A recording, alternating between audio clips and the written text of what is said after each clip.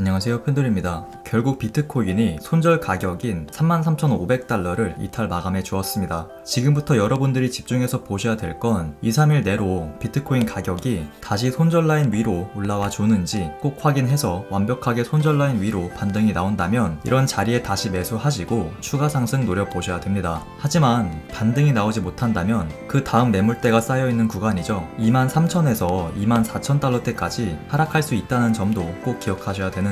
만약 비트코인 가격이 2-3일 내로 반등해줄 경우 지금 보이시는 와이코프 패턴과 비슷한 흐름 보여줄 수 있기 때문에 오늘 알려드리는 내용 잘 기억하셔서 투자하시는 데 도움 되시길 바랍니다. 먼저 비트코인 일봉 차트부터 보도록 하겠습니다. 최근 비트코인 가격이 손절 라인 이탈 후 빠르게 반등이 나와주지 못하고 33,500달러를 종가상 이탈 마감해 주었는데요. 물론 지금 자리가 앞에서 말씀드린 와이코프 패턴의 마지막 개미털기 구간일 수도 있습니다. 하지만 이렇게 손절 라인 이탈 시 절반 정도는 매도해서 현금 비중 늘리실 것을 말씀드린 이유는 지금 이 자리가 정말 개미털기 자리인지 아니면 추가 하락의 시작점인지는 세력만 알고 있기 때문입니다. 혹시라도 반등이 나와주지 못하고 추가 하락으로 이어질 경우엔 지난번에도 말씀드렸지만 그 다음 매물대가 쌓여있는 23,000에서 24,000달러대까지 하락 가능성이 열리기 때문에 손절 라인 지키실 것을 말씀드린 것이고요. 하지만 다시 반등이 나오면서 완벽하게 33,500달러를 다시 돌파 마감해줄 경우엔 개미털기였다고 판단할 수 있고 돌파해줄 경우 다시 매수해서 추가 상승을 기다려보는 것입니다. 만약 다시 반등이 나올 경우 지난번에도 알려드리고 방금도 보여드렸던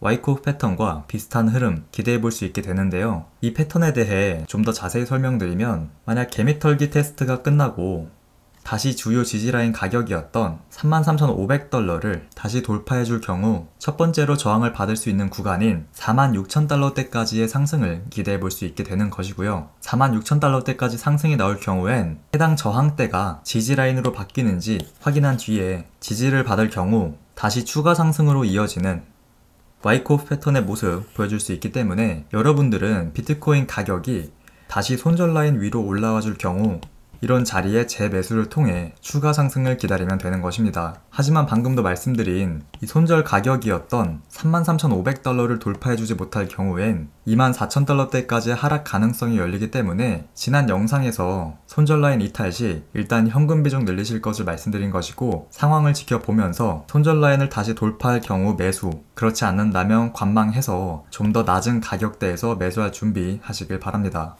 그리고 최근에 중국발 악재로 인해 시장 상황이 좋지 않은데요. 일단 중국 내 채굴업체 90% 이상이 폐쇄되었다는 소식 나와주고 있죠. 하지만 이 채굴업체들이 미국이나 캐나다, 중앙아시아로 공장 이전을 준비하고 있고 실제로 지금 미국으로 채굴기를 보내고 있는 상황이라고 합니다. 중국에서는 채굴을 하지 못하게 되었지만 미국 등 다른 나라에서는 채굴이 가능하기 때문에 지금 이 문제는 시간이 지나면 해결될 것이다 라고 말씀드릴 수 있고, 그리고 중국은행이 고객 및 자금 거래에 대한 모니터링을 강화해서 고객의 암호화폐 거래를 엄격하게 차단할 것이라는 소식으로 인해 중국의 거액 투자자들이 이 시점에 비트코인을 대량 매도하지 않을까 걱정하실 수도 있는데요. 그러나 중국 업계 관계자에 의하면 지금 상황에서 중국의 거액 투자자들이 비트코인을 위안화로 바꾼다면 최악의 경우 자산이 몰수될 수 있기 때문에 대량 매도의 가능성은 적다고 합니다. 그리고 이런 거액 투자자들은 국제적으로 가치를 지닌 비트코인의 중요성을 누구보다 잘 알고 있다고 하면서 대부분 장기 홀딩할 것으로 보여진다고 하는데요. 여러분들이 투자를 하실 때 알고 계셔야 되는 게 주식시장이나 코인시장이나 호재만 있을 수는 없고 악재만 있을 수도 없습니다. 주식시장이 제도권 내에 있다고 해서 매일 좋은 소식만 나오는 것은 아닌 것처럼 이 코인시장도 마찬가지인데요. 많은 사람들이 주장하는 비트코인의 대표적인 악재라고 한다면 일단 변동성이 크다는 것이겠죠. 하지만 인플레이션 문제로 인해 요즘 달러가 비트코인보다 더 큰 변동성을 보여주고 있습니다. 그렇기 때문에 비트코인이 변동성이 크다는 이유로 투자 가치가 없다는 것은 말도 안 되는 주장이죠. 그리고 비트코인은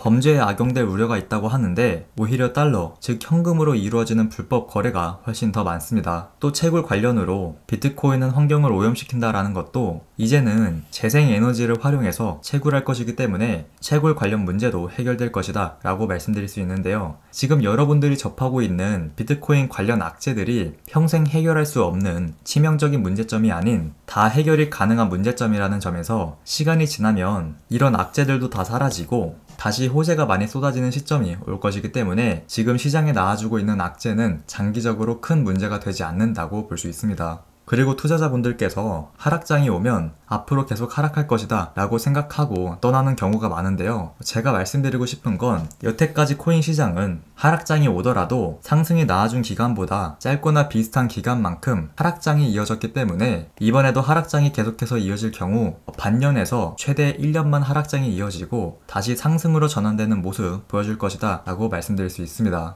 물론 최근에 코로나 팬데믹으로 인해 2달 정도 좀 더 긴 하락을 보여주긴 했지만 결국 다시 상승으로 전환됐다는 것이겠죠. 그러나 초보분들은 언젠간 하락이 끝날 것임에도 불구하고 마음이 너무 급해서 결국 하락이 끝나가는 마지막 저점 매직 구간에 갖고 있는 코인을 모두 정리하고 시장을 떠나는 경우가 많습니다. 그래서 여러분들이 투자를 하실 때 하락이 있으면 상승도 다시 온다는 점 꼭 기억하셔서 멀리 바라보고 투자하실 것을 추천드리고요. 일단 단기적으로는 오늘 알려드린 투자 전략 참고하셔서 투자 진행하실 것을 추천드립니다.